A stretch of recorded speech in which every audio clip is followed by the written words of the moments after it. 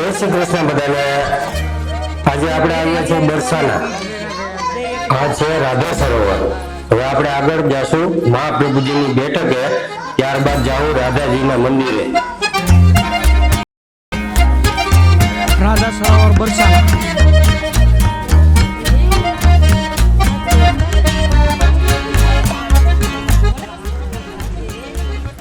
આવા પોસ્ટ માર્ગના વિડીયો જોવા માટે ચેનલને લાઈક અને સબસ્ક્રાઇબ કરવા વિનંતી છે।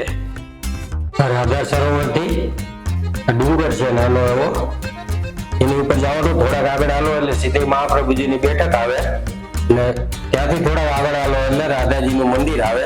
આપણે આ રસ્તે મહાપ્રભુજીની બેઠકે જવું છે એટલા રસ્તેથી આવીએ। એક પેલી બાજુ પણ રસ્તો છે એટલે આપણે આ રસ્તેથી ચાલશું।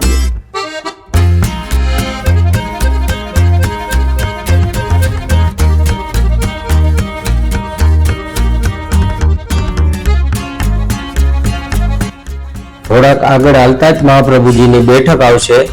આ બેઠક વિશે થોડીક માહિતી આપું તમને।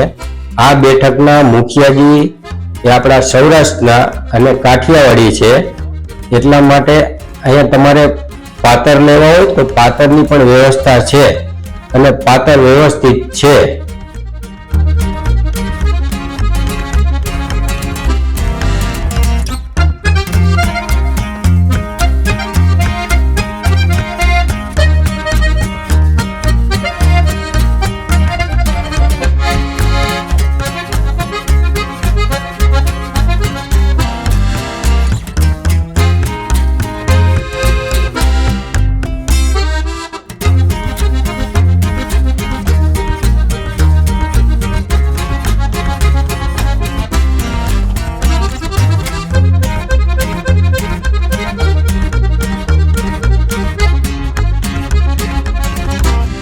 નાનો એવો રસ્તો છે।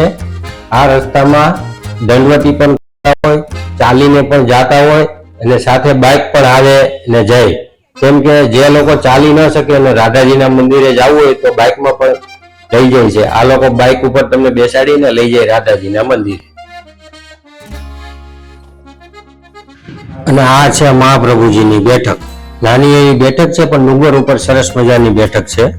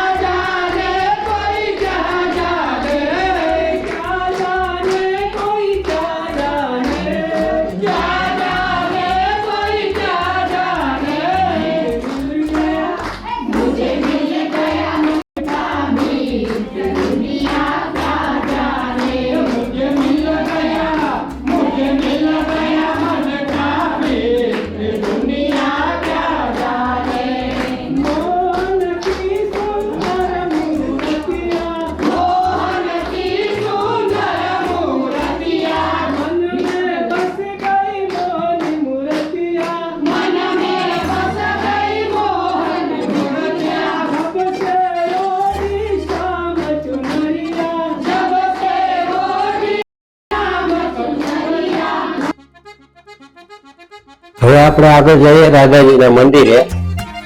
આ ડુંગર ઉપર પણ બધા દંડવતી કરે છે, જુઓ તમે।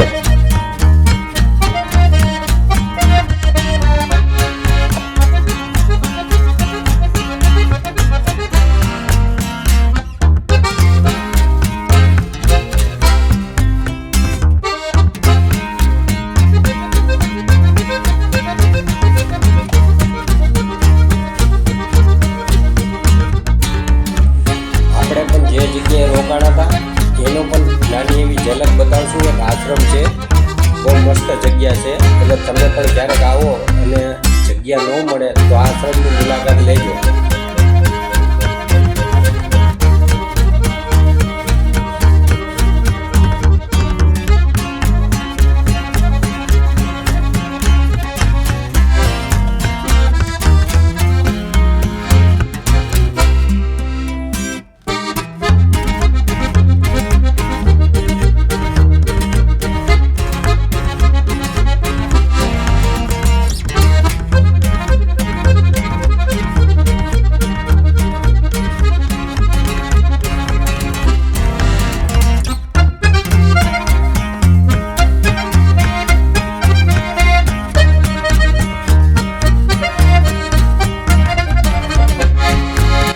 રાધાજીના મંદિર જતા એક રસ્તામાં મંદિર આવે મોરકુટી, જે મોર બિહારીજીનું.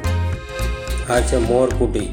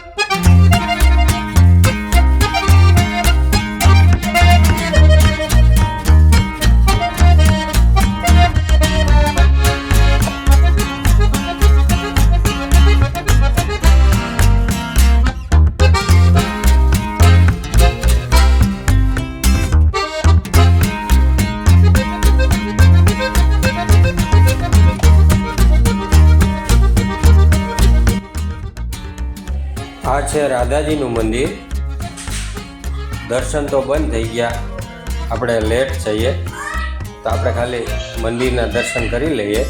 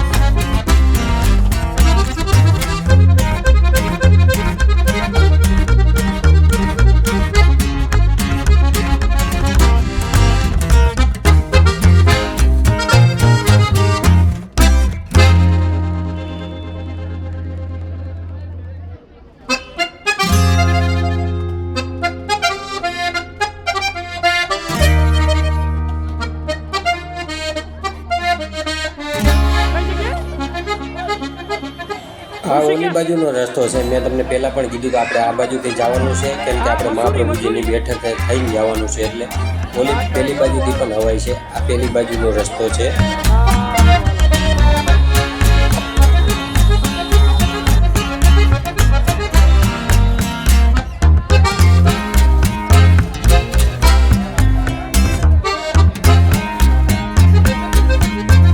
આ એક આશ્રમ છે, રસ મંડપ બરસાના. તમે ક્યારેક બરસાના આવો અને જગ્યા ન મળે તો આ આશ્રમની મુલાકાત લેજો. આ આશ્રમ રૂમો બહુ સરસ છે અને શાંત જગ્યા છે, અને અહીંયા કોઈ ફિક્સ ભાડું નથી. તમારે યથાશક્તિ જે દેવું તે દઈ શકો છો.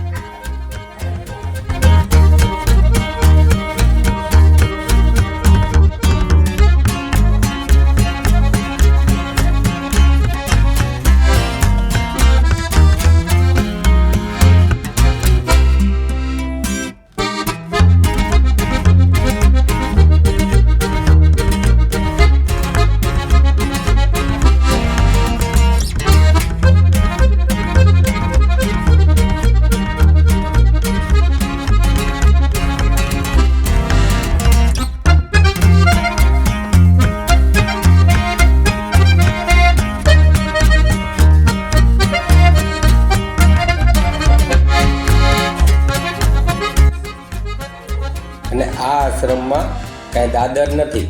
આવી જ રીતે જો ઢાર ચડીને જવાનું, બીજા માળે જવું હોય કે ત્રીજા માળે, આવી જ રીતે ઢાર બનાવેલા છે, દાદર નથી.